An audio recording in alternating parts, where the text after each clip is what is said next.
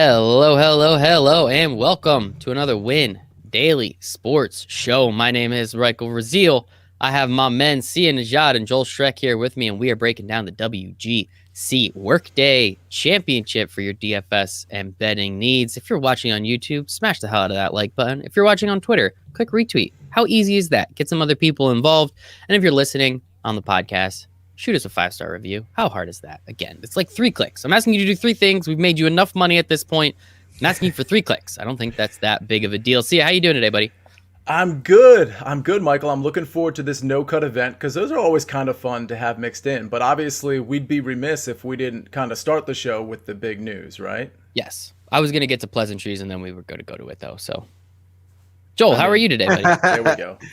Listen, I was going into today and this morning, I was super excited for this week. I think this is going to be a really fun tournament, but I'm saddened. I'm saddened by the Tiger news. It seems to be a big mystery over, how injured he is, and if it looks what his career will look like going forward if there is one.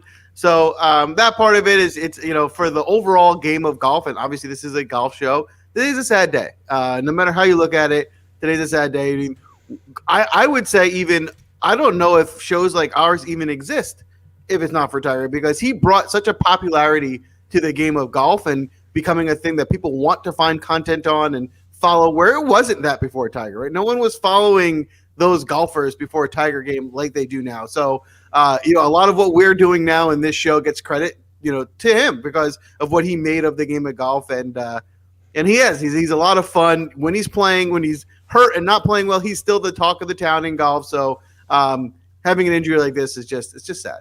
It's extremely disappointing. It's extremely unfortunate. I'm sure, as you've already heard, Tiger Woods was involved in a single car accident early this morning out in Los Angeles around the Genesis Invitational that we had last week. Pretty bad. There's some conflicting reports. Apparently, at first, it sounded like the jaws of life were used, and then I got another notification saying they were not. Either way, he is in stable-ish condition. He is in non-life-threatening condition. He had to immediately get rushed to surgery, which is unfortunate. The most recent news I saw was he had 2 fractured legs and a shattered ankle, and he was already just came back from back surgery. We saw that slightly awkward moment with him and Jim Nance this past weekend. So it's obviously disappointing. And as Joel, you said, I mean, golf, Tiger is golf, essentially, right? You either love to watch him or you rooted against him. And there was really no middle ground with Tiger. Right? So he was extremely polar, but he brought a lot of people to the game. And also, as you said, Joel, everyone that's come up since has idolized, looked at, or taken some form of Tiger's game. We all know the comment like, oh, now everybody weightlifts and now everybody does that. And that's all attributed to Tiger and everything he was able to do in his career. So it's obviously very disappointing, but it is the news of the day. See, I'll throw it back to you to, you could chime in a little bit on Tiger as well. It's interesting you say polarizing because I don't disagree because every superstar in their sport is polarizing. But it's interesting about Tiger because when you talk about polarizing, usually it's like a 50-50 split or 70-30. Like let's talk about like LeBron, for example. But in Tiger's case, I really think the split was like 90%, 10%. And it was like those 10% that always just kind of hate. That's just going to be their autopilot.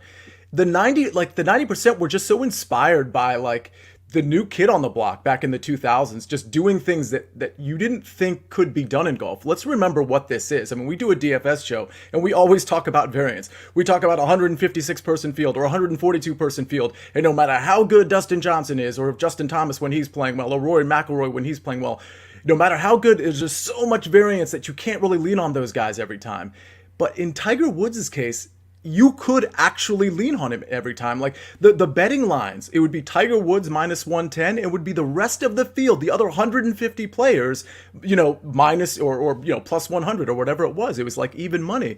And it's just so mind-boggling when you think of it that way because it's one guy versus the world. And for about 5 or 10 years, the one guy was coming out on top way more often than you would think, just via conventional wisdom. So when I think of Tiger, like especially in this context, I mean, let's be really honest with ourselves. The first thing we thought of course, was his health, but part of our mind also went to, man, I hope I get to see him play golf again. And I think we think it's not appropriate to say that on the airwaves, because we should be concerned about his health exclusively. But listen, when you watch a guy for 20 years just dominate and do things you've never seen done before, you kind of want to see it again. And you mentioned the Jim Nantz interview. I had a question whether or not Tiger was going to play again anyway, and if he was, how good he was going to be, because the spinal fusion and the corrective surgeries and the recent surgery and all that stuff. So, yeah, it's really unfortunate. One thing that I'm sort of gleaning from this is he is iconic, obviously. And I think as fans, whether we're doing a show as, writers or experts or just as a casual fan of really any sport, you really have to enjoy what you're watching. You really have to be in the moment and enjoy what you're watching, because at some point Tiger's career was going to come to a close. Hopefully it's not now, but at some point it was. And, I think of iconic athletes that I have Magic Johnson behind me. At some point that career was going to come to a close, and you got to enjoy it while it's happening, because, nobody beats Father Time, obviously. So he's iconic, and it makes me think of some of these other iconic athletes that that have kind of come and gone. And I hope as fans we've had a chance to enjoy that. Yeah, and it's the fact that now this is, another major injury too, right? It's not just Father Time in this situation. We know obviously what happened the first time with his car accident. There's a whole kind of there's a lot of stuff there, but obviously that didn't work out very well. He's had multiple back surgeries. He's he had the Masters, but other than the Masters, he hasn't really been back, right? Like, that was an incredible moment. We all watched it. Ratings were through the roof. It was amazing. I don't know anybody that hated that situation or that moment. But now, man, it's just starting now, as you said, like, it's starting to, all of this is piling up, and throwing this now on top of it. I don't know what it's going to look like if you're right. He ever plays again. I assume he will continue that comeback trail, because that's just the type of competitor that we've seen. I literally don't know golf without Tiger Woods. Like, I legitimately, we joke that I'm 15. I'm 29 years old. I do not know a time. Yes, I know it's weird. Don't worry. After this serious conversation, I'll go back to being 15. But I legitimately can't think of a time in my life where I turned on and Tiger wasn't mentioned or thought of or said.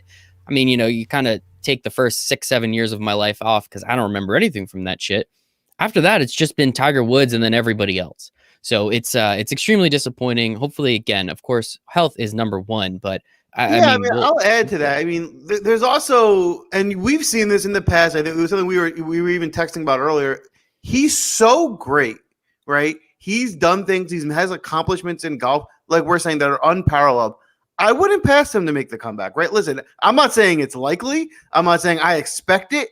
But what I'm saying is it wouldn't shock me. Nothing that he can accomplish on a golf course at this point would shock me, right? Anything he does now is going to be like, yeah, well, he's the best ever. So if he had these back fusions and he had this horrible, life-threatening car accident, and he comes back and wins another major, breaks the record for most wins ever, none of us are going to be shocked. We're all going to be like, yep, there's Tiger doing it again. Just like, you know what I mean? So I know you never doubt him. We're obviously, he's in our prayers, and we hope he gets a speedy recovery, but I wouldn't be shocked if Tiger's back. And I do have one other thing. So when Tiger was in his prime, it was a bit before the prime, before DFS was really a big thing, right? So back in those days, like Sia was saying, Tiger was winning every tournament. It was absurd. A level that like we were jokingly last week, can we compare him to DJ? No, realistically, it was absurd. If they were to put him in a tournament during that time when he was dominant on a DraftKings tournament with salaries now, what would his price be? 14,000. I was gonna say 15. Yeah, I think that's low. I was thinking, I gotta play him every time he's gonna win. No, you're right. Give me Tiger. Right. There were a couple weeks ago. I can't remember which the exact tournament was, but they were talking about Rory's incredible cut streak. It's at like 26, and then they're like, yeah, but it doesn't even come close to Tiger's like 150 straight cuts made. And it's just like when you start to put things in those types of contexts, because the 26 or whatever Rory's out is ridiculous. That is an insane number. And then you're like, but if you times it by 7, that's what Tiger was at. Like, and it's crazy what he did for the sport of golf and how he did it. You're right, Joel. That'd be hilarious. You'd have to play him every week, so it kind of get a little boring, but it'd also be interesting. And right, like Tiger Woods was minus money to win tournaments. And the closest we've seen is Dustin Johnson at plus 450. Like, that is just absolutely absurd. And I mean, it's obviously different now. Comparing errors is a little weird, but it's unfortunate. Hopefully he is okay, and hopefully he can recover. And Joel, I completely agree with you. If he comes back, I'm not going to be surprised. I would be surprised if he won. I wouldn't be surprised to see him on the tour again, though. Yeah, that's fair. I want to ask you guys something because, Michael, you said it. When you think of golf, you think of Tiger. And I think and at your age, that makes sense. But honestly, even at my advanced age, I mean, I think the same thing. So it's not like we're off generationally. 45, 50-ish? I'm like 65 years old. It seems like it, yeah. Approximately. But here's the thing. I want to ask you guys something because I think this is just sort of a fun thing in lieu of just kind of talking about Tiger and how iconic he is with respect to golf. And I promise everybody we'll get into the WGC Workday in just 1 second. But let's go over maybe the 3 or 4 major sports. Let's just do baseball, let's do basketball, and let's do football. When I say those sports, and Michael, maybe we'll start with you, and then Joel, you go. Like basketball, for example. Let me skip over Magic Johnson. Let me do somebody a little bit more current.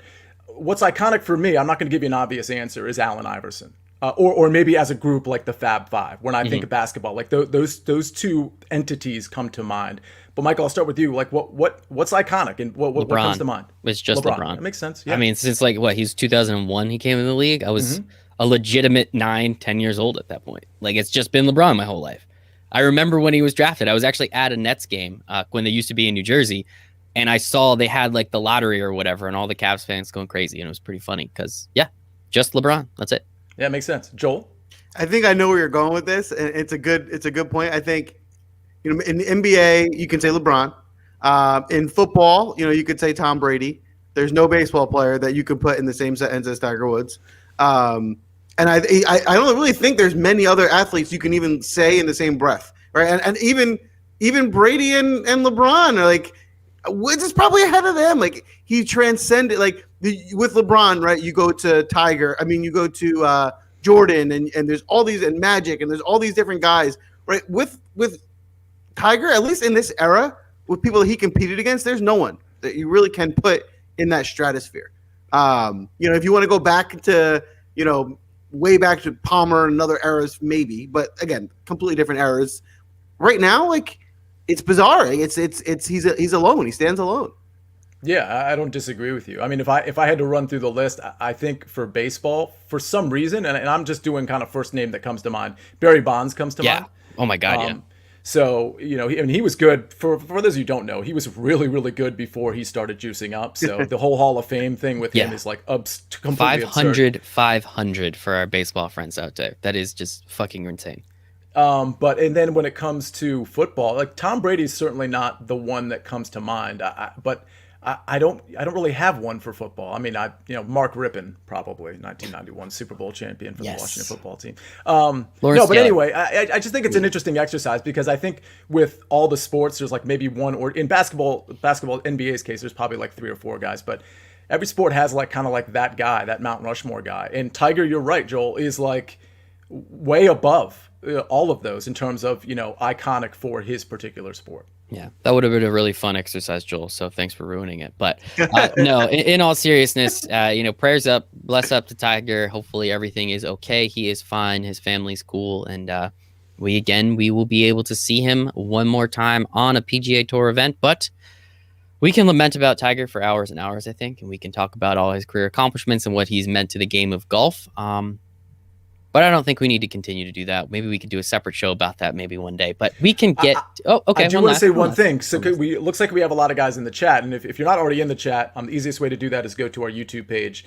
And the chat box comes up. You can watch us on Twitter too. I'm not exactly sure how the chat works with that. But for those of you that are actually listening, like maybe at the end of the show, the very end, we can circle back. Like if there's an iconic athlete for any of the sports that you wanted to mention, like just throw it out there so we can maybe discuss it at the end of the show. Or anything about Tiger. Throw anything about Tiger in there. We can always go back.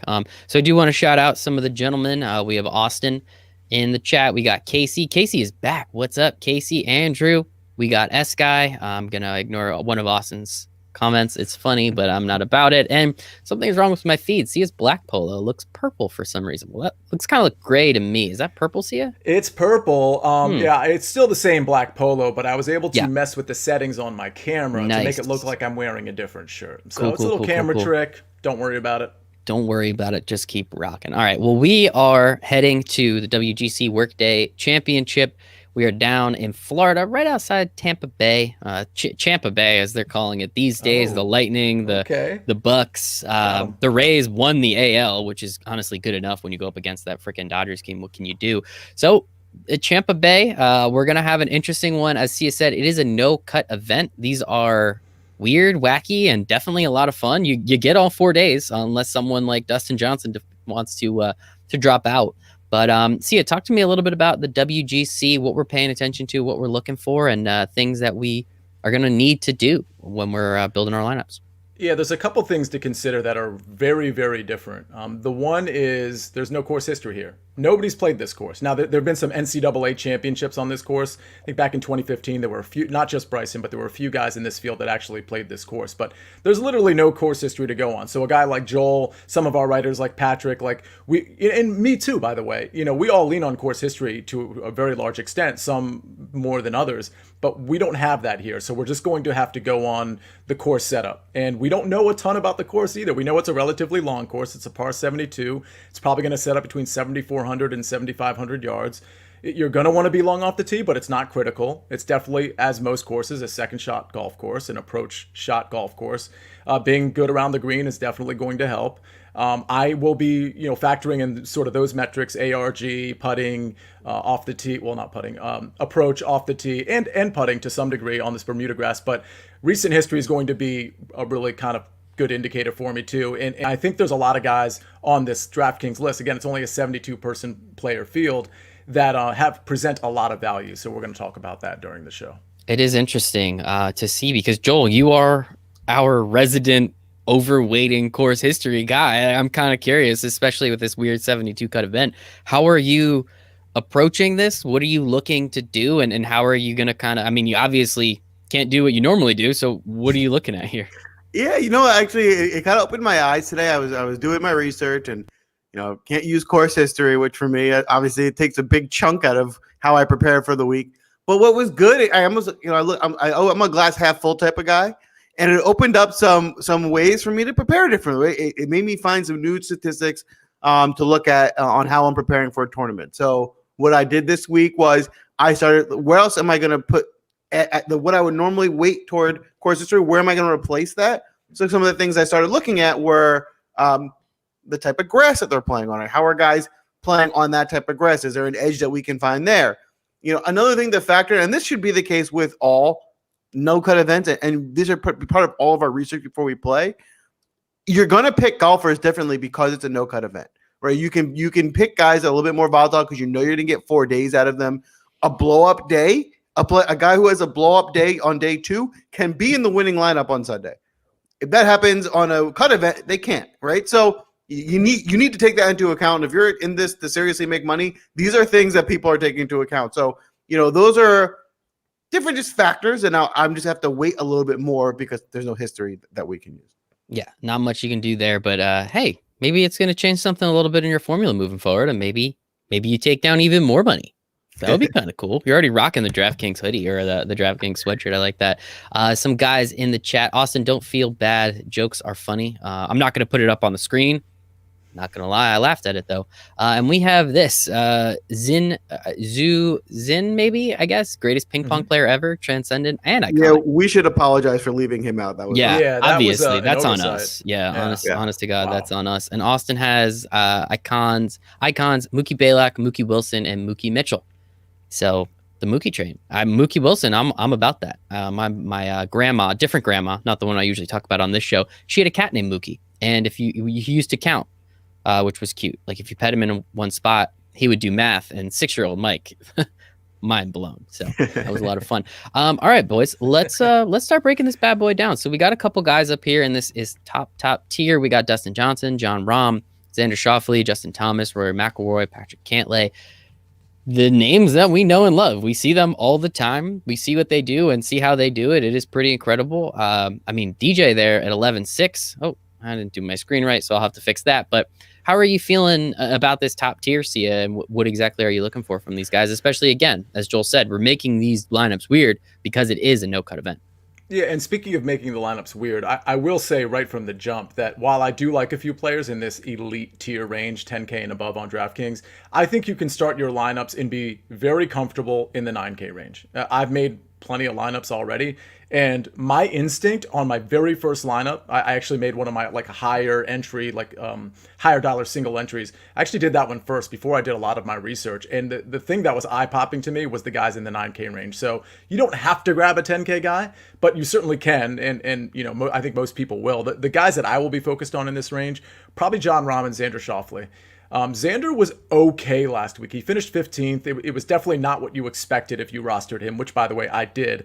But his metrics were really, really good. He just happened to have a bad off-the-tee game day one on Thursday, and he was really bad with the putter on Sunday. So were a lot of people. There were a lot of people that were really good golfers that were just flat out bad on Sunday, including Dustin Johnson and Patrick Cantlay. So I'm not really going to hold Sunday against him, but his metrics on Friday and Saturday and honestly on Thursday for the most part were really, really good. He's excellent on approach. He's hitting it a little bit longer than he normally does, so he does have the distance here. He's got the approach game. You know, the short game is good with Zander, so he's probably my favorite guy in this range. I really like what I saw from Jon Rahm. I mean, he's obviously elite, so, you know, you're kind of splitting hairs here. I think Justin Thomas and Rory are guys that I'm definitely fading, but if you want to be contrarian, they will be the lowest owned in this range. I think Rory is the better contrarian play, and I'd like to see if Joel actually agrees with me there. I think Patrick Cantlay's fine. He's definitely a reasonable price, but in terms of just the raw numbers, who I think is going to score more at their value, it's probably Zander and Jon Rahm. I think DJ probably priced himself out here this tournament. He wasn't great with the driver last weekend, and he's still excellent. He's still the best, but I don't know that I want to pay 11-6 for DJ in this field.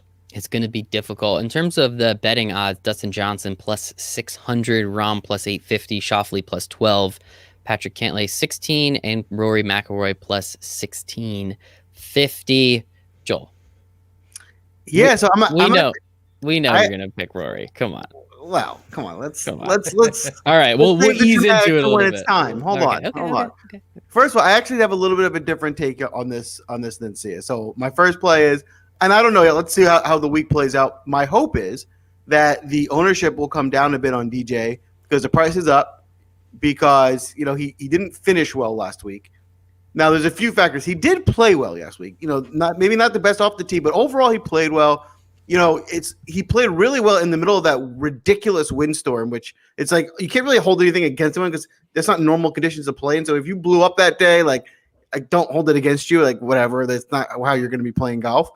And so the thought is, maybe people are a little disappointed by what they saw on Sunday and they want to go away from DJ. And if that's the case, and I got to pay a little more and get some better ownership, then I like him. If DJ is going to be back up to 30%. Then I'm probably not going to stay there. But let's see how the week trends and how people are playing him. But as of right now, I like DJ, and I want to go back to him. He's still playing ridiculous. I mean, Sia, who has a really great golf knowledge, went as far as to compare him to prime Tiger Woods last week. Well, so not exactly. I didn't compare him to Tiger Woods. But. We have the clips. Yeah, we have the clip.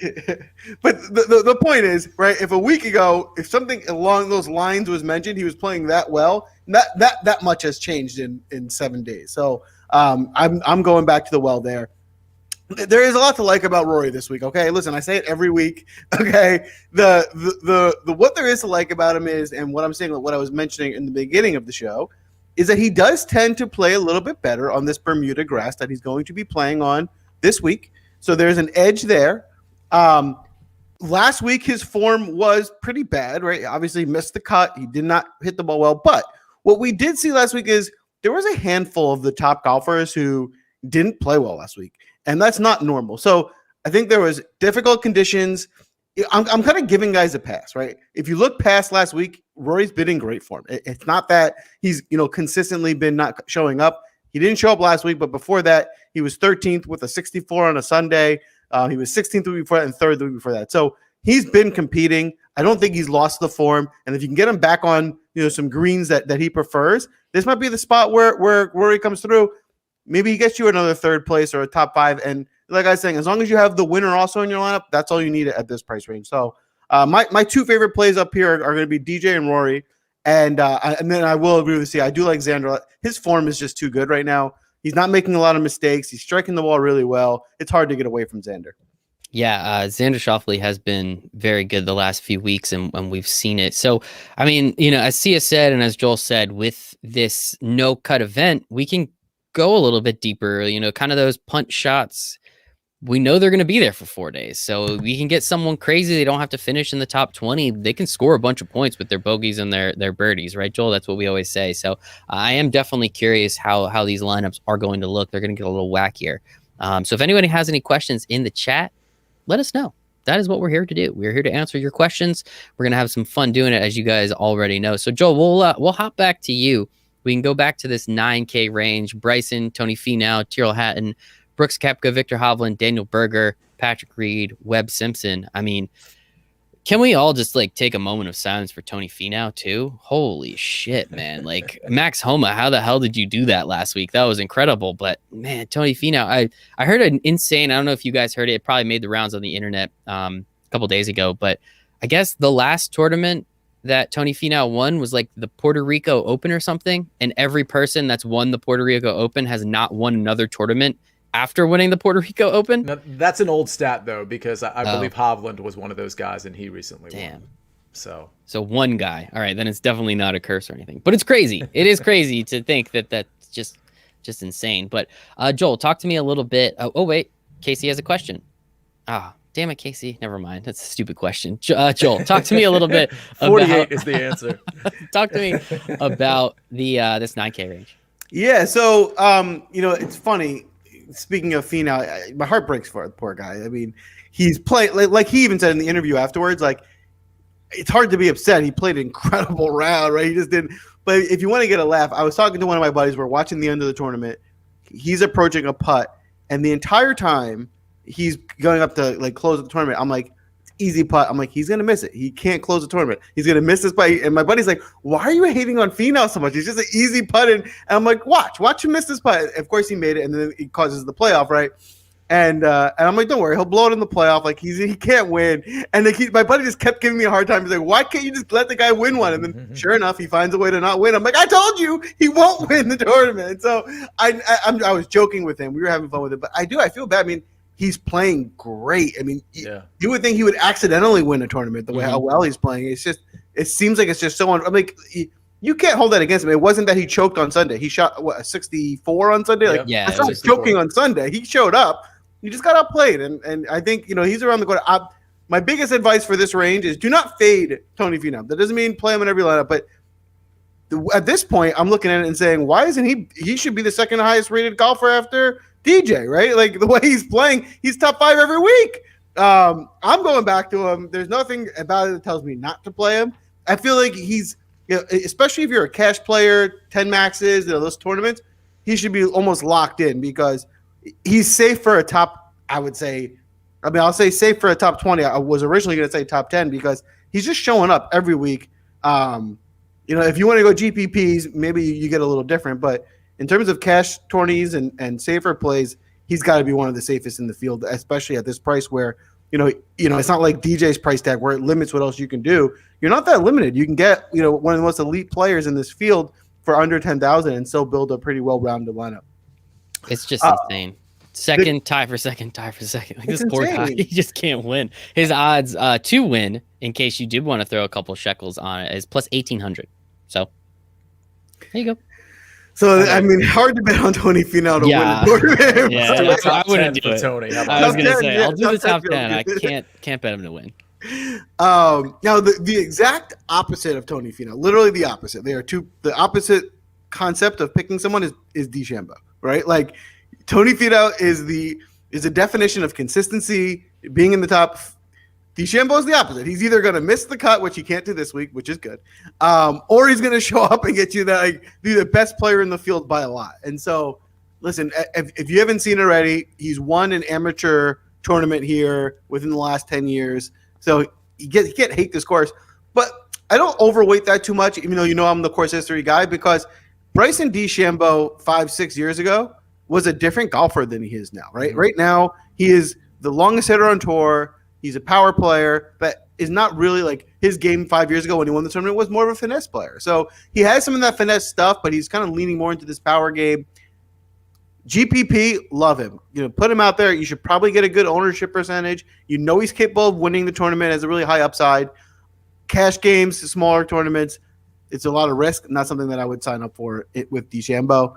And then they quickly just round out this field. Victor Heiveland, I know Sia's probably going to talk about him, so I'll let Sia talk, but he's been playing too well to leave out. I mean, he's in really tip-top form, the way he's striking the ball, and the fact that, this is the one time where guys like him, Zalatorius, the no course history is to their advantage, right? The older heads, when they have those positive course histories because they've played there before, it kind of knocks these guys down a little bit because they just haven't been around enough to play these courses. Well, even playing field, no one's played here. There's no course history, so I almost gives a slight bump to them because that's normally where they get knocked out. So I'm really liking Hovland this week, and my last play in this field that I like a lot is Webb Simpson. I think at 9,100, the caliber golfer that you're getting with Webb. Oh, I didn't even realize Morikawa was in this race too. So between the two of them, 9,100 and 9,000, the caliber golfer you're getting between the two of those guys is a discount, right? There's not a big difference between Webb Simpson's game and Morikawa's game than there is between DeChambeau, Hatton, Cantlay, Rory. So just from a sheer, building lineups and being able to get elite golfers in there at this price range, it's a salary benefit.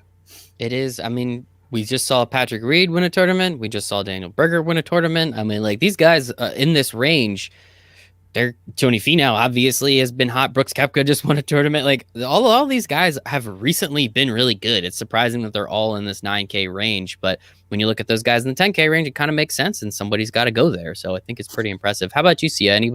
Who else are you looking at in that 9K range? Yeah, by the way, it kind of makes sense, but I really, like Joel said, I don't think there's a huge difference between the 10K. I mean, if you look at, winning golf tournaments, there's a little bit, between DJ and some of these guys, for example, or Justin or Rory. But honestly, again, you can start your lineups at Bryson DeChambeau if you want, at Tony Finau, at Terrell Hatton. I think Bryson's a great play. I mean, again, it's a no-cut event. And last week he missed the cut, but it wasn't as bad as you think. He shot a 75 on day one, which is bad, of course.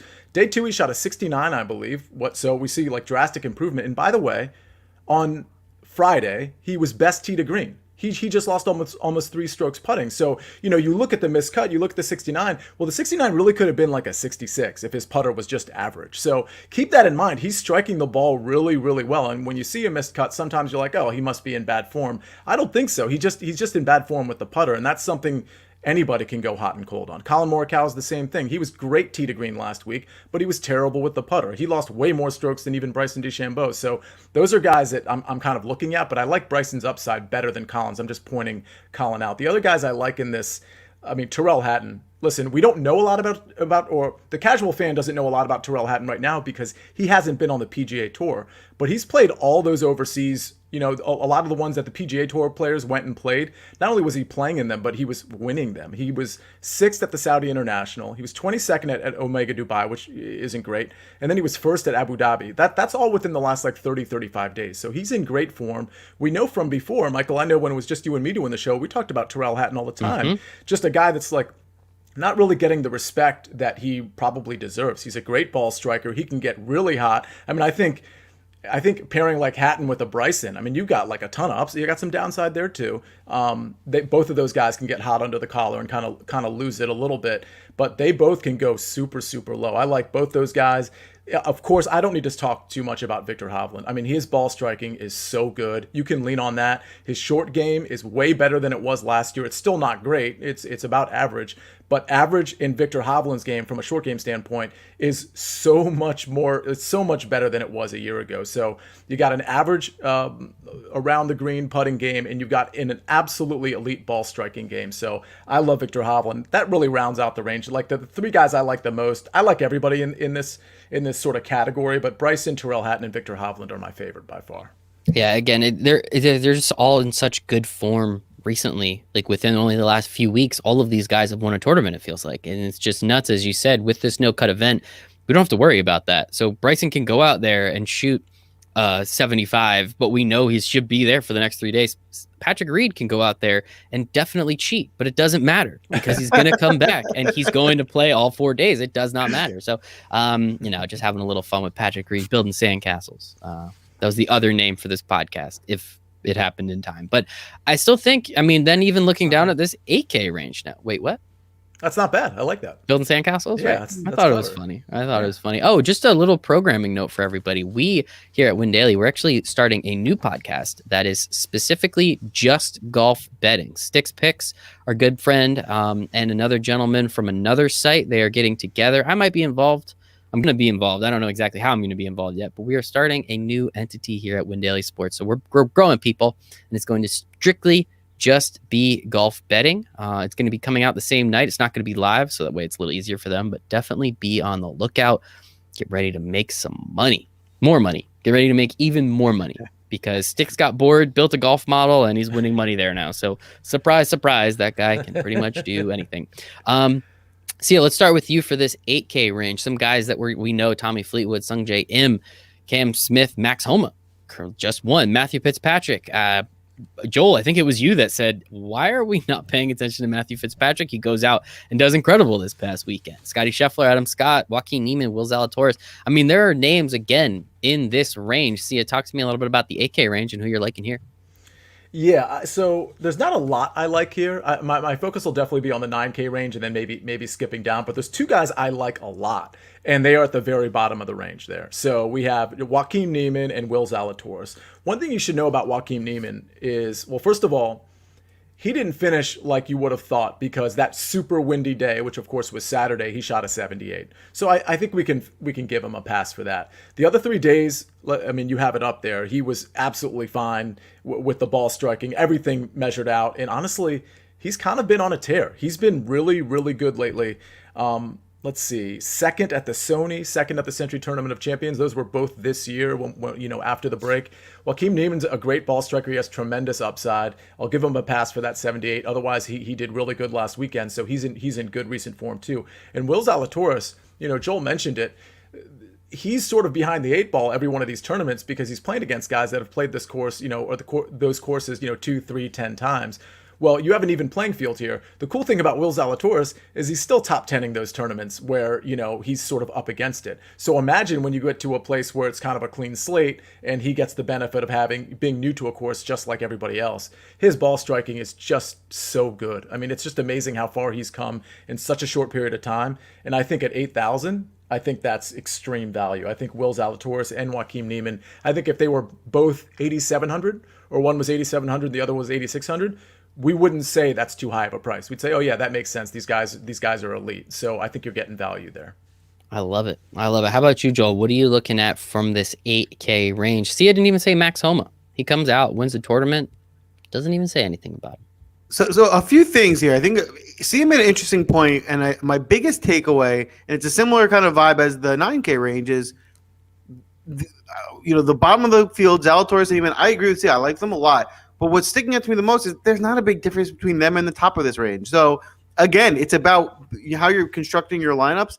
We can get a lot different because, listen, I'm not going to say there's a big difference. They're better or worse. But my point is you're going to be able to get way more creative with your lineups and what you want to do, for the sheer fact that it feels like you can take advantage of some of the pricing here this week. And so I think, again, we like we said earlier, there's no course history. So what are we using? That's another one, right? Is there a price discrepancy?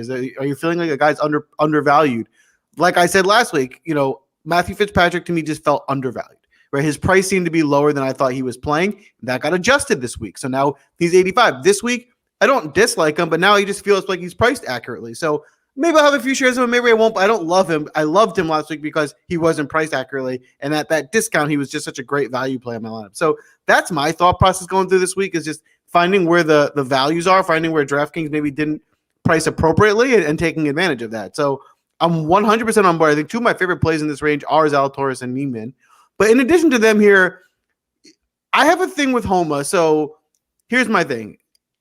Taking all just like sports talk aside, and I just have a hard time envisioning Max Homa going back to back. He doesn't need to win the tournament at this price. No, getting another top 5. Listen, it just doesn't happen in golf. Guys don't usually, unless you're Tiger Woods, you don't normally go 5, 4, 1, 1. It's just, there's a lot of volatility in golf. So the only thing telling me not to play Max Homa is that, right? All the numbers are saying he's striking the ball as well as anybody. His recent form is unbelievable. I'm just a little bit worried about a championship hangover, a couple days after winning a big tournament in his hometown and then coming here where it can't possibly mean as much to him. after he just won the big prize. That's my only concern. But in terms of all this statistics and what you would use to pick somebody, I love him. I mean, yeah, he looks really good. The other two plays in this range I want to mention, Sung Jae Im. Sung Jae has been nothing but consistent this year. He's not getting you championships, but at this range, if you get the winner and he's one of your third or fourth guys, he gets you a top 15. That's all you need. And I think that certainly we can get. He's, in terms of ball striking and consistency, you're getting that from him. So if you're thinking about it, again, we'll go back to cash lineups versus tournaments. He's 100% a great cash play. I don't dislike him in tournaments either, but definitely a stronger cash play from that perspective. And then the last play here that I think is getting overlooked a little bit, it'll be interesting to see what the ownership comes out is Scotty Sheffler. Scotty Sheffler is a guy that is he's very volatile in terms of not daily, but like weekly. Like he goes on stretches where he misses a bunch of cuts, and then he gets hot and he puts together a string, and it looks like he's getting that run together now, right? He had his 2 missed cuts. He had his 7th place. Now he's got a 20th. He's 66 on Sunday, 74 on the windy day. Doesn't even count. So it's really just one bad round that I'm really holding against him. I like a lot of things I'm seeing out of Scotty recently. I think this could be another good week to go back to him. Interesting. Yeah, Yeah, I think it's funny though. If you look at what you just had up at the Farmers, he shot a 65 day 1 and a 79 day 2, which is just like kind of mind boggling if you think about it. But that's sort of what you're kind of, listen, it's a no cut event.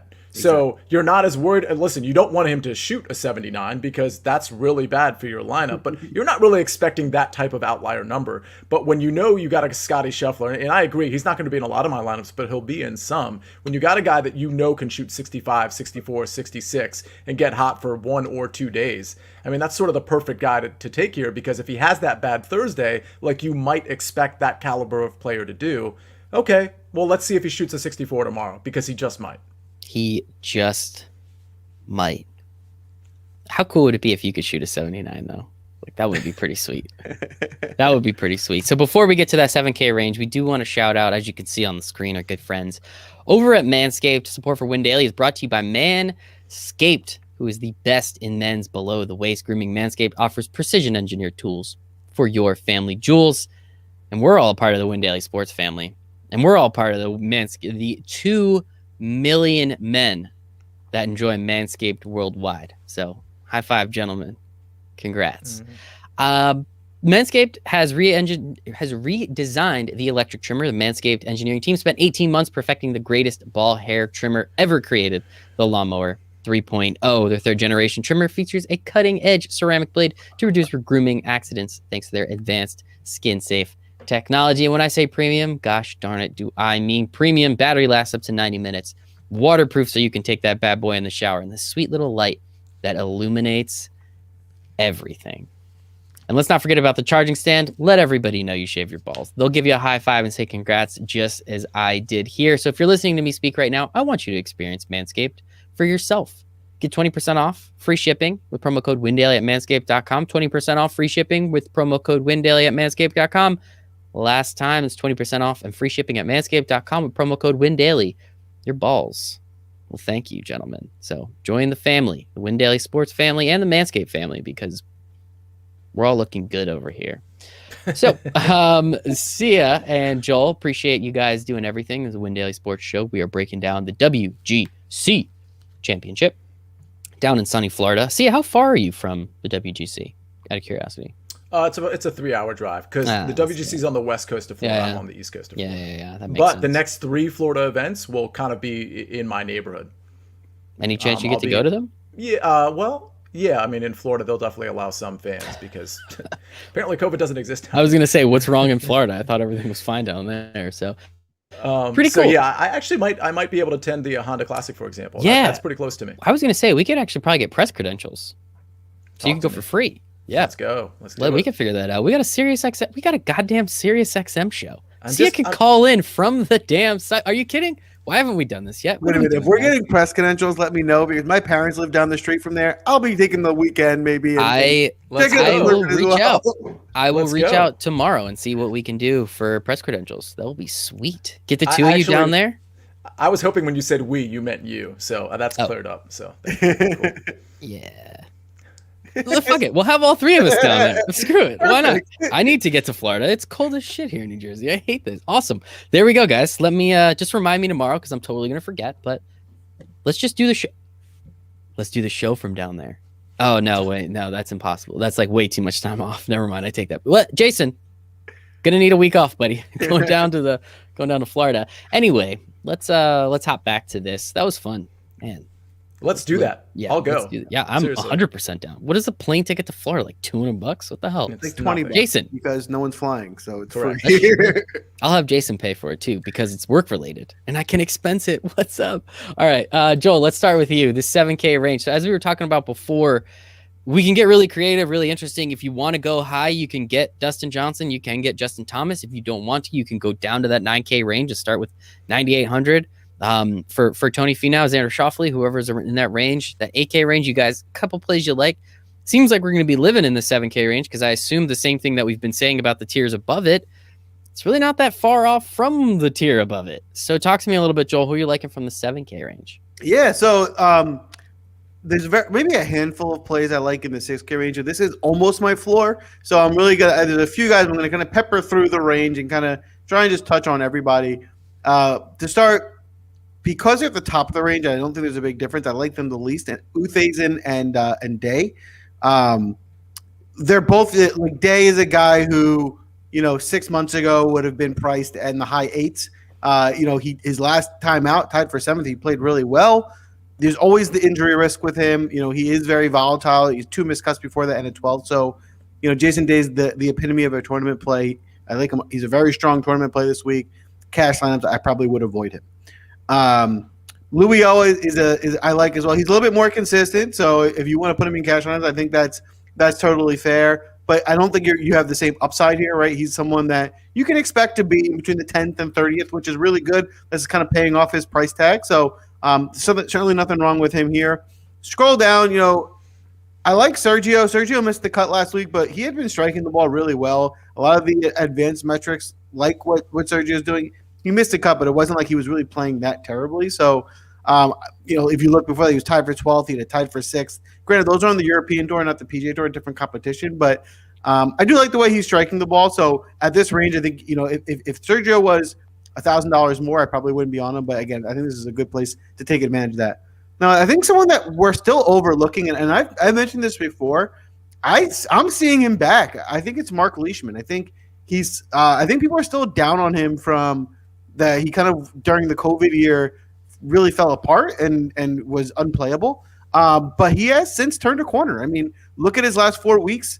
The worst being tied for 32nd last week with a 73 in the middle of a windstorm, and he had a 69 to 68 outside of that. So I think he's been playing really well. I still think the general community, the golf DFS players, are overlooking him at 7,400. I think he's a really good value. He's definitely someone I'm going to be looking, especially in those lineups where I'm cramming in DJ and maybe some of those higher value guys to round out my lineups with. And then on the lower part of this, the guys I like are Carlos Ortiz, Ryan Palmer. I know Sia's got a good point about Ryan Palmer this week that I won't take from him, so I'll let Sia talk to that a little bit more. Boy, you know me with butchering people's names. Christian Bezenenhut. Pretty good. Yeah, that was almost spot on.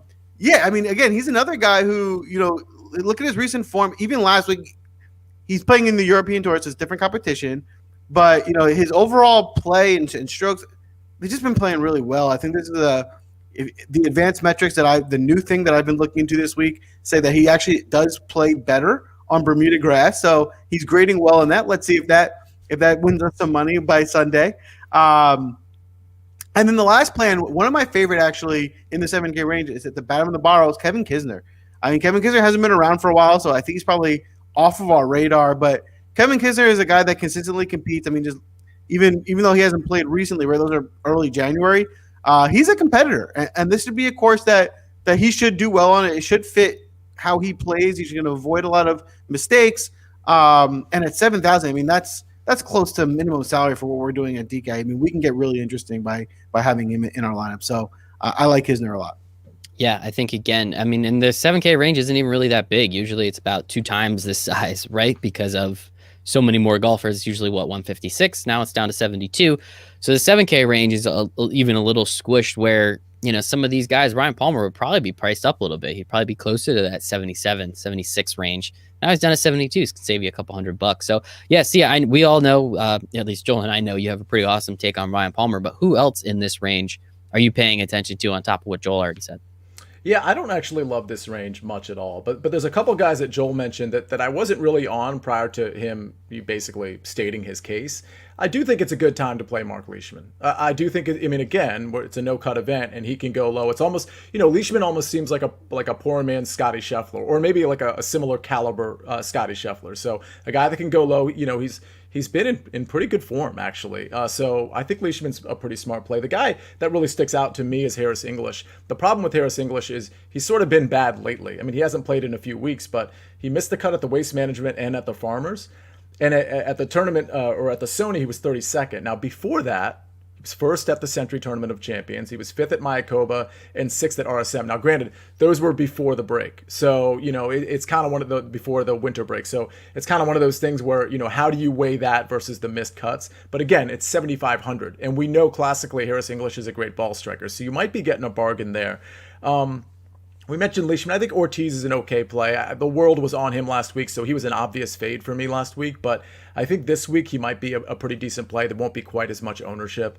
Ryan Palmer is just so interesting to me because, I was looking on DraftKings Sportsbook yesterday, and I noticed his odds were 55-1. And I was like, well, that seems a little low, or that those seem like short odds for a guy that's priced at 7,200. So I started looking at guys next to him, and again, Ryan Palmer, 7,200.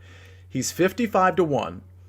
And who else is 55-1? Tommy Fleetwood, who was 8,900 on DraftKings. So, in other words, Tommy Fleetwood and Ryan Palmer have the same expectation in the sports books to win the tournament, and yet Ryan Palmer is 1,700 less than Tommy Fleetwood. So you're asking, okay, well, is that just a Tommy Fleetwood outlier there? Well, no. You go down the list from Tommy Fleetwood on. Look on DK Sportsbook. Cam Smith is 60-1, and he's 8,700. So he's longer odds than Ryan Palmer, and he is now 1,500 more expensive on DraftKings. Go down the list. Ryan Fitzpatrick, who is 66-1, is 8,500 on DraftKings. Zalatorius is 70-1, is 8,000 on DraftKings. Ryan Palmer, shorter odds than all of those guys I just mentioned, and is somewhere between 1,000 and 1,700 less on DraftKings. So if you're talking about value and finding a bargain, I mean, you're not going to, this entire year, we're not going to find a better example of value than what we just talked about right here with Ryan Palmer. So yes, he's going to be popular. We're not going to be the only ones to notice that, but he's in cash games. To me, he's kind of a lock. And then in GPPs, you can decide if you want to be contrarian or not. But again, it's a 4-day event. Ryan Palmer has been very, very good lately. We've been on him for quite some time, and it's really paid off. And he's still sort of getting disrespected with the price tag. So, I mean, I'm going to be loading up on Ryan Palmer. Ryan Palmer. We were going to love him no matter what, right? All we do is shower that man and love Ryan Palmer. Come on the pod, please. We'll donate to your charity, whatever it takes. To add to the fun about Ryan Palmer, I don't know if you guys remember this, but if you guys remember when this all started for me, when I came on Win Daily, it was when John Rahm got that. We know, Joel, you don't have to say it. We know. We know, dude. What you may not remember is that the person he was competing with in that tournament was Ryan Palmer. And Ryan Palmer was coming down the stretch, and had there been one other, it was basically that he won by one stroke because of penalty. So one other thing happened, Ryan Palmer would have won that tournament, and that is what kind of stuck in my head with Palmer as the tournaments kept coming out. Palmer's competing, and then he just kept we kept saying let's keep looking at Palmer like we do on the show, and he kept coming through. So then we all kind of assumed that the whole industry, everyone would follow along like they do with the other guys that we've been recommending that have come through in the past.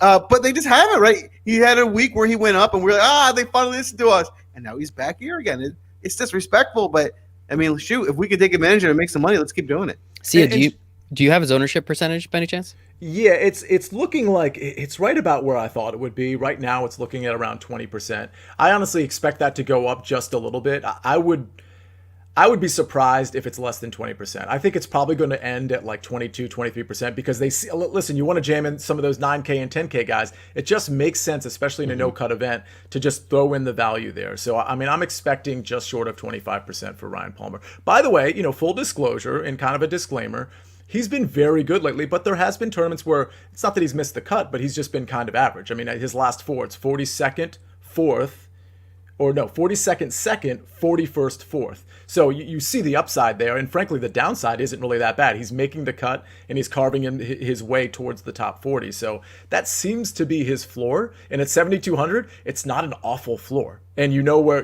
the upside is. You know the upside is probably top 10, even in a stacked field like this. So I'm all for it. 100%. I can't wait. I'm gonna probably bet Ryan Palmer 4 different ways, and I can't, whatever his matchup is, Ryan Palmer. Top 40, Ryan Palmer. Top 10, Ryan Palmer and Tony Finau. Joel, obviously we all know Sia and his secret weapon for the 6K range, so I'll hop to you first. I know you said you don't love it too much, but there are a couple plays I'm assuming that you have in here that you're going to want to tell the people about. There are, and you're right. There's only a couple, so it'll be a quick list. But to start, I'll mention he's not one of my favorite plays, but from a GPP perspective, if someone you want to get different on, the first guy I'll mention is Gary Woodland. His recent form is not good, so if that's what you're basing off of, he's probably not your favorite play. But the reason I like Woodland this week is what the factor I was mentioning earlier is his overall body of work says that he's a better golfer than a 6,000 range. Where he's playing right now says he should be in the 6,000 range. So if you want to just say, I know Gary Woodland and I think that he's going to play better, yes, recently it has not been so. But Gary Woodland, last summer would have been in the 9,000s. So he's come a long way, and rightfully so. He's been terrible. But, that's where I was saying, and you guys laughed at me, but I was kind of not even joking that much. When we were saying a couple weeks ago with Koepka and Spieth about how they should just be priced down more appropriately, and then we would play them, and you guys, oh, no, they wouldn't change the price. I was like, well, they're doing it with Woodland. Why not Koepka and Spieth, right? They're not playing well, and Woodland's prices come down. So that's the thought process, right? Just getting a guy who has the capability of being as good as Woodland has been in the past at this price is something that you can be different. There's not a lot of reason for a lot of other people to be on them, so the ownership shouldn't be too high. For a GPP, it could be an interesting way to get different. In addition to that, I think Lanto Griffin, at 6,700, he's been pretty consistent, especially if you want to look at your cash tournaments. All formats he's got. I like a little bit more in cash because he has a high floor. He doesn't miss a lot of cuts, even when he did, right? 69.73, that's not that bad. I mean, he's right there. He's pretty competitive. In a no-cut event, I like him to compete. So he's definitely someone that's going to be on my radar this week. And then the last one, it feels like he's just getting a little bit disrespected on price here, is Abraham Answer. Missed the cut last week, but Abraham Answer is another one of those guys that we put in that, B-plus tier, upper echelon. Seeing him with a 6,000 price tag doesn't add up to me. I think he's mispriced. He's not in the same case as Woodland, where Woodland has consistently been underperforming. He missed the cut last week, yes, but before that, 53rd, not great. Tied for 5th. Another missed cut, but the missed cut was at the 69 and 68. So, yeah, it was an easier course, but, he's not playing poorly. And this is an overall very good golfer. So definitely someone, when you need it in your budgets in the 6,000 range, he should be in the mix. Yeah, when I saw Abraham Answer, if I'm not mistaken, Sia, you wrote him up in your article. And when I saw him down in the 6K range, I was like, what the hell is going on? And yeah, maybe his most recent form isn't the best, but he obviously has that tied 5th a literal month ago. So it's not like it's awful. He was over in Saudi Arabia for a little bit. So, okay, well, maybe throw that one out, whatever. But even before that, to start the year, tied for 17th, going back before the break, tied 12th, tied 13th. I think this is just a gross mispricing, and I don't understand why. I just, honest to God, I have zero understanding of why. But I assume this is also going to skyrocket his ownership, though. And that's the only problem with it. It is. I mean, his ownership is looking to be, him and Lanto Griffin look to be the most popular, and it looks like they're going to be somewhere in that 12 to 16% range. Maybe settles on 15% or so, but. Yeah, I mean, I agree. Again, I always build a lineup before I do the bulk of my research as soon as pricing comes out. And when so what I'm doing, if you can picture it, I'm on my phone and I'm just kind of scrolling the lineups and just plugging in instinctually, who I like and that kind of thing. And when I saw Abraham Answer at 6,800, I was like, I have to click that button. I mean, I would agree with anybody that would tell me that he hasn't been the Abraham Answer that we thought he was a year ago or so, or maybe even 2 years ago. But he actually hasn't been that bad. You mentioned it, the 5th at American Express. And this is a point that was made to me on a show yesterday. He missed the cut last week, but he also was stuck in Texas and didn't get to practice. He was snowed in, and he got to Los Angeles Wednesday night and had a tee time the following morning. So like Abraham Answer was up against it and he still almost made the cut. So you can go ahead and just scrap last week's missed cut. So he's not in as bad a form as we might think, frankly. So I like Abraham Answer a lot. It's great value. I think Lanto Griffin is good value. You know, when I did a little bit more digging on Lanto, I didn't love him quite as much. So if I had to choose between the two, I'd probably go Abraham Answer. Another guy that's sort of under the radar because he doesn't play on the PGA Tour really much at all is Rasmus Hogart. You know, he's at 6,700. He played in all the tournaments that Terrell Hatton played in that I kind of listed about 30 minutes ago. The Saudi, Omega, Abu Dhabi. And he finished in those tournaments 6th, 9th, and 25th. Very good for a guy in the 6K range. But what's perhaps more impressive and kind of fits with the theme that Joel and I have been talking about, he can really shoot low. And there's good evidence of that because at the Saudi International, his 4th round, he shot wait for it, a 62. Holy shit. Like, that's like ridiculous. And granted, those are outlier numbers. Those aren't numbers that we should have an expectation that they're going to happen again. What we're looking for is the capability that those can actually happen. And we see those with like guys that we might not normally like a Scotty Sheffler or maybe a Mark Leishman. You know, those are the types of guys that actually fit quite well in this tournament because we don't have to worry about the blow-up day. So I'm not so much worried about the blow-up day with Hogart, frankly, because of the finishes he's had just in the last 30 days overseas. So I think he's a really smart play in that 6K range. Other than that, before we move on, what does his ownership percentage look like? Because again, this is a guy we rarely ever see over here on. I mean, we see him, but rarely ever. I mean, he just did, and Joel made the point before. It's not the same level of competition, but I think that Saudi Arabia one or the Omega one of them, it was like more like top tier PGA players were in that one than whatever the heck was happening over here stateside, because there was something about blood money and something or other. I don't need to get too deep into it, but a couple of those tournaments were pretty stacked, especially towards the top. And this guy's still pulling top 10s in some of these. I mean, that's something. So I'm curious what his ownership percentage is. So it's interesting because, and I'll answer it this way. Oh no. Well, hold on. Because I don't know where it's going to end up. I'll answer it this way. Sorry, guys. I almost didn't include him in my article. And we won't say anything else. Damn it. I'm sorry, Sia. And for the record, for those that are listening that aren't in my Discord, it's a fair question, by the way. You don't need to apologize. The fact that I just said he might not have made my article could mean many different things. It's true. So don't, read into that however you will. But on Wednesday night in Discord, we'll make some decisions on players to roster, and I'm just going to go ahead and leave it at that. But yes, it's kind of tinkering in that range, just so you know. From a WindailySports.com/chat, 7 free days in that expert Discord chat, so you can get this random golfer that Sia might talk about later. Anyways, yeah, I apologize. A couple other guys to consider that I'm not really high on. I might have them in. If I'm making 15 lineups, they might be in one, for example. But Sebastian Munoz is interesting. He was pretty good at times last week. And then I think Brandon Todd is interesting. I mean, 6,400 is such a low number. And Brandon Todd is, I think, slowly starting to find his game a little bit in terms of the game he had last year or early last year. So I think Brandon Todd at 6,400 is a decent deal. Other than that, there's really nobody I'm interested down here. Cam Champ is interesting, but I don't think I'm going to roster him. Y'all love to see it. And that is the DFS breakdown. In case you didn't pick up on what Sia was putting down, make sure to get into that Discord chat, WindailySports.com/chat. 7 free days in the expert Discord chat, and you get Sia's secret weapon, who is 30-3 now. No, Michael Thompson? It was Michael Thompson last week, which didn't do me any favors. So it is 29-4, I believe. Still incredible, like literally, just like the numbers make no sense. But we'll see what happens this week. This week's obviously going to be weird because the size of the field is so much smaller. The prerequisites, if I may, or the ramifications or requirements, use whatever one of the words you like the most there. Under 7K, under 5% owned golfer that 29 out of 33 times has made the cut. And I would say 20 out of those 29 times, they've actually done like much better than just make the cut. So something. Well, yeah, two of the recent ones were Cam Percy and James Hahn, who were both contending on Sunday. And so, they were both under 7K, and they were both about 3% owned. Just take it. Take the money, people. We're giving you money. Just freaking take it. So WindailySports.com/chat, 7 free days in the expert Discord chat. All right, let us go to the betting market. Again, weird tournament, low amount of dudes, 70 whatever. So Joel, I'll start with you. Do you have any fun outrights, top 20s, top 30s that you're really you're kind of licking your chops to get after? So I do. We have a couple fun takes here.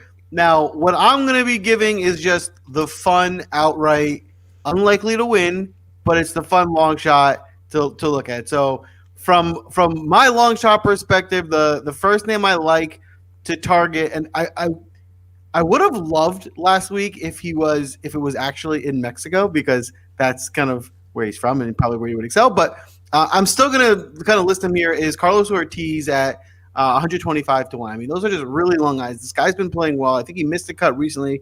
Maybe he took a little people off him, but his recent form has been really good.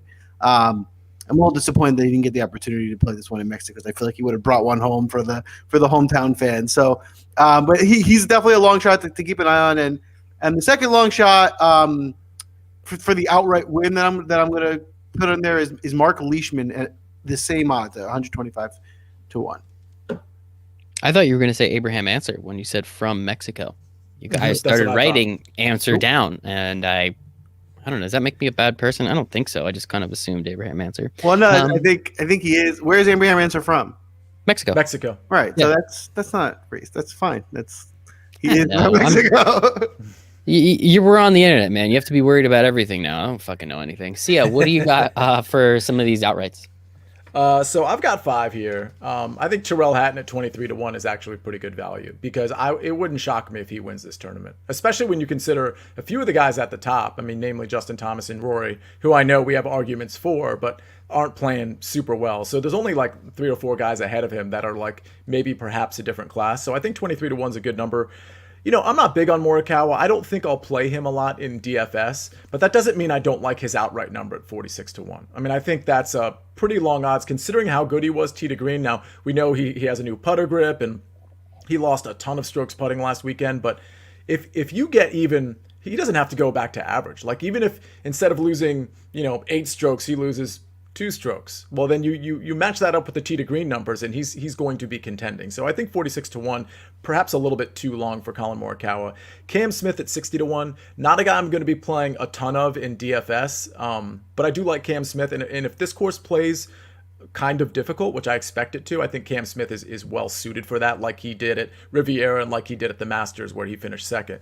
The last 2, Will Zalatorius at 70 to 1. I just think he's an excellent golfer, and I would have expected his odds to be closer to 50 to 1, not 70 to 1. And then finally, let's just go with Rasmus Hogart, because it's a fun number, 175 to 1. 175 to 1. That is that's fun. That's just fun. It is just fun. It doesn't. I mean, dude, all he has to do is be in the top 10 on the back 9, and that's it. That's all I need. Not even top 10, top 20.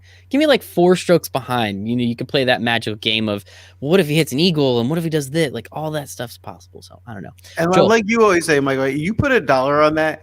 They don't have to win. As long as they're in the tournament for the weekend, you've got your money's worth. Right? The excitement of having action on a guy that big of a long shot, as long as they're competing, you more than get your money's worth out of that excitement. 100%. Joel, how about some first round leader bets? Is there anybody that you're looking at eyeing up? Maybe so for a first round leader, like I always say, there's no fun in betting a favorite. It's so volatile that you're not getting long enough odds. So we're going back to the long shot well. And there's 2 targets that I have. One that's interesting. It feels like, actually, I just added one because looking at the odds, I don't think it really makes sense. So the first play is Kevin Kisner at 55 to 1 for a first round leader, and then the one I just added on the fly as I was looking at it is Will Zalatorius, because based on his DFS price and everything else we've talked about, his odds feel like they should be way higher. He's basically the same odds that he is. He's 50 to 1 opposed to 55 to 1 as Kisner. And like Kisner's $1,500 cheaper than him on DFS. So there's something missing there. It's kind of similar. It's the reverse of the Ryan Palmer argument, right? It's like, why is the betting odds so much worse than they are the DFS salary? So from that standpoint, yeah, Zalatorius, first round leader, there's good value there. Let's dial that up. And the last one, the one that I have the most fun with, is going to be a 90 to 1, Lee Westwood. All right, Lee Westwood.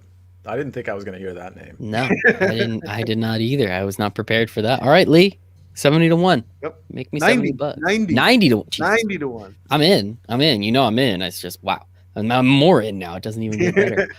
Sia, how about you? We know you're going to break a little bit of news, so I'm excited for that. But just in case that news, I don't know, just doesn't come true or whatever, what are some of the other plays that you like for first round leader? I can't believe you're doubting my breaking news. Never have I ever. Very, very hurtful. Never have I ever. Okay, so we got 5 guys here that we're going to do for first round leaders. So before I break the news, let me give you the 4 guys that will be contending for first round leader, but unfortunately will come up just a bit short.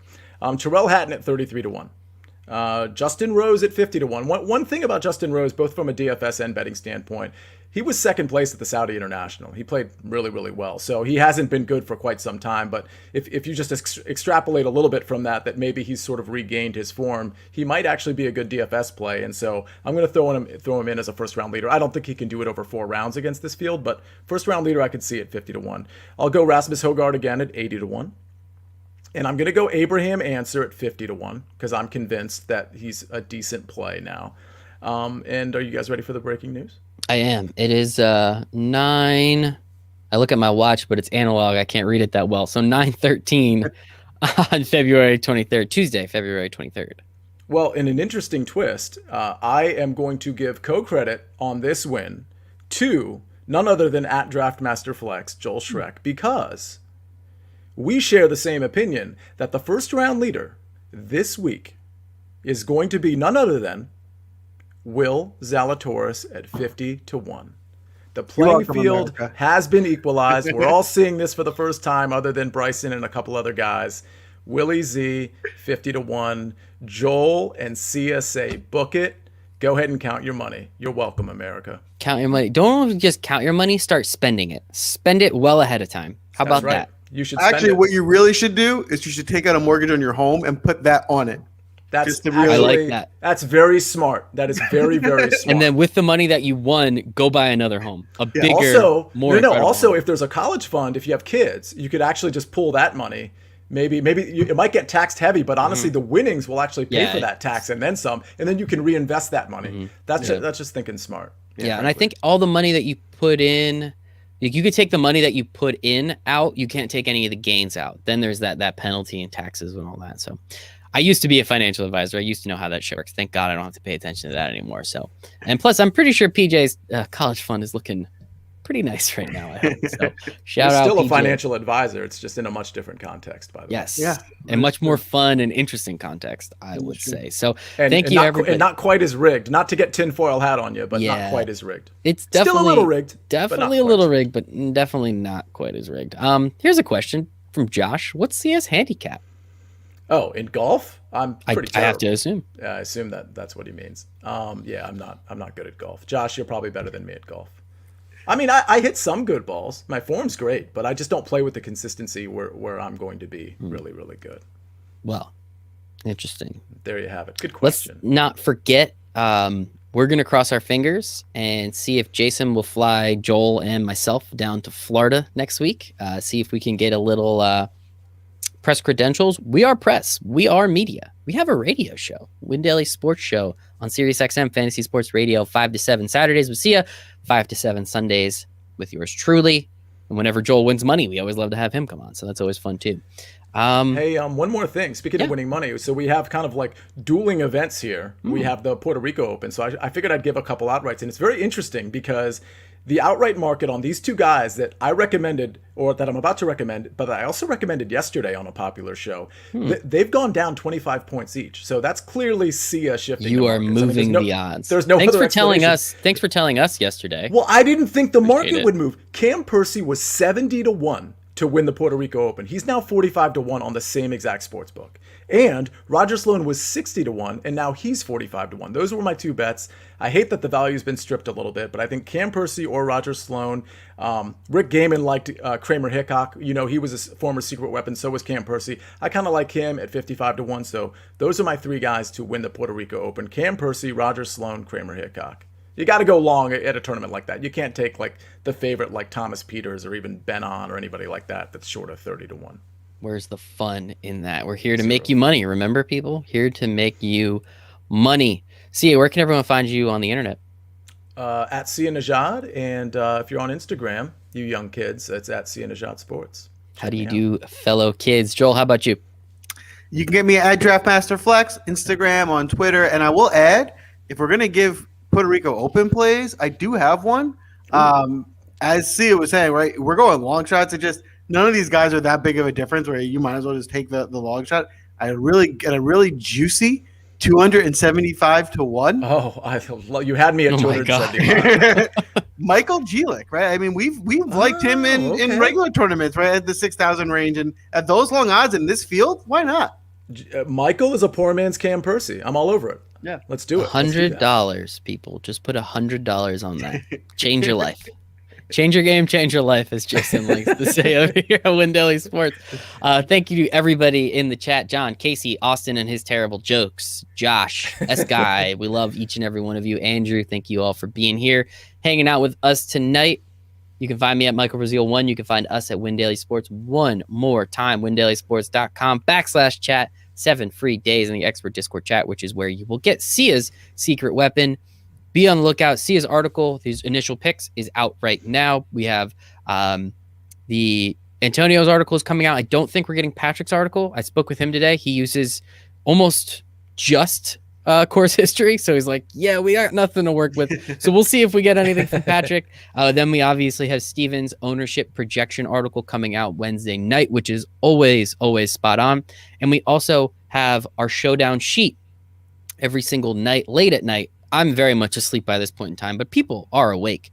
So there is a showdown sheet now where the entire golf team, all you guys are incredible, put some stuff together, put some stuff on a piece of paper, give you a nice rundown of who we like in the showdown tournaments for Friday, Saturday, and Sunday. So I think that's everything. Thank you to Manscaped, promo code WINDAILY, 20% off and free shipping for Sia, for Joel, for the chat, for everyone over here at Win Daily Sports and myself. We hope you make it a very profitable WGC Workday Championship. Bye, everybody. Sports